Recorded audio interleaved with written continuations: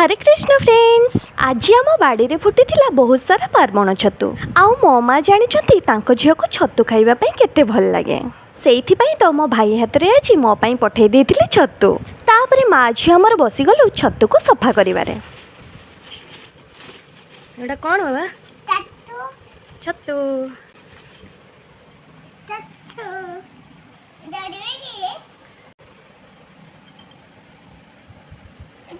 Voda Voda फुटी गलानी।